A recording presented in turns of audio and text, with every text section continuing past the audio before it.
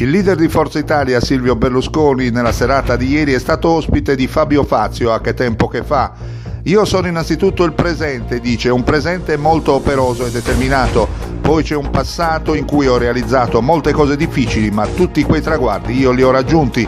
Il programma è ancora un work in progress, prosegue Berlusconi, ma ha avuto una prima approvazione da Lega e FD, un programma realizzato dopo aver incontrato quella categoria di italiani disgustati che hanno deciso di non andare a votare.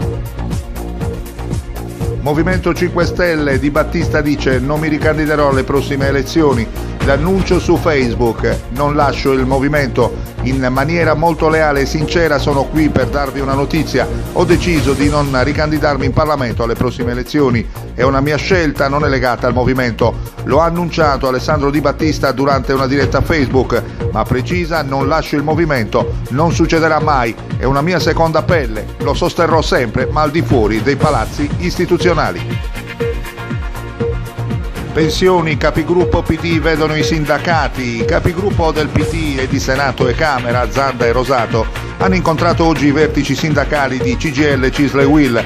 È stata un'occasione, si legge in una nota del PD, per fare il punto in prossimità dell'approdo in aula al Senato della legge di bilancio. Fermo restando le indicazioni uscite dal confronto con il governo soprattutto sulle pensioni, i presidenti dei gruppi Dem hanno ribadito l'impegno a sostenere tutte le iniziative in campo sociale e di welfare che la manovra consentirà. Gentiloni dice: Italia scommette sull'Africa, quando facciamo gioco di squadra abbiamo forza straordinaria, il sistema Italia lo abbiamo dimostrato ancora una volta qui a Luanda, quando fa gioco di squadra ha una forza straordinaria. Come Paese stiamo tornando a considerare l'Africa come obiettivo fondamentale della nostra politica estera e della nostra cooperazione. Sono orgoglioso che negli ultimi anni la politica estera abbia ripreso a considerare l'Africa come merita. Lo dice il Presidente del Consiglio Paolo Gentiloni in un incontro con la comunità italiana in Angola nella residenza dell'ambasciatore. Ex calciatore scomparso, ipotesi omicidio. Non ci sono ancora notizie di Andrea La Rosa, l'ex calciatore di 35 anni che il 14 novembre scorso è scomparso da Brugherio. Dopo la denuncia formalizzata dai familiari il 16 novembre, la prima ipotesi fatta era stata quella di un allontanamento volontario, ma ora gli inquirenti non sembrano escludere l'omicidio. Pur mantenendo il più stretto riservo, ripetono che tutte le piste sono ancora aperte e pare abbiano in mano elementi importanti. Cagliari, anonimo segnala resti umani. In un terreno di Macchiareddu ci sono i resti di una persona scomparsa molti anni fa. Questo è il tenore della segnalazione anonima ricevuta oggi dai carabinieri del comando provinciale di Cagliari. L'informazione farebbe riferimento ad un uomo sparito decine di anni fa nel capoluogo sardo. I militari hanno avviato gli accertamenti in tutto l'agglomerato industriale di Macchiareddu, nel comune di Assemini, ma al momento non hanno trovato riscontro alla segnalazione.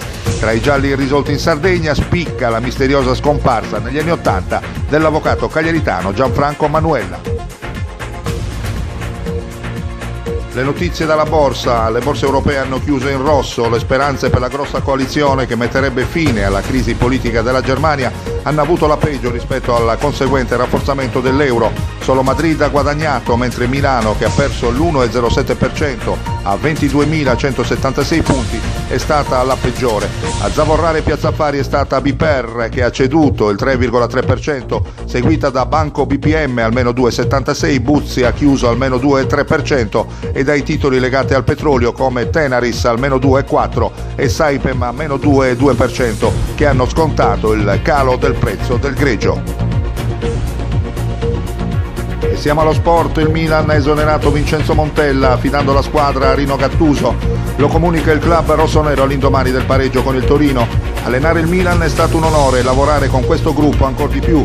Ringrazio i tifosi per il loro sostegno, Fassone e Mirabelli per l'opportunità e il mio staff che mi ha supportato in ogni momento. Auguro a Rino Gattuso di riportare il Milan dove merita. Con questo messaggio su Twitter Montella ha salutato il mondo rossonero.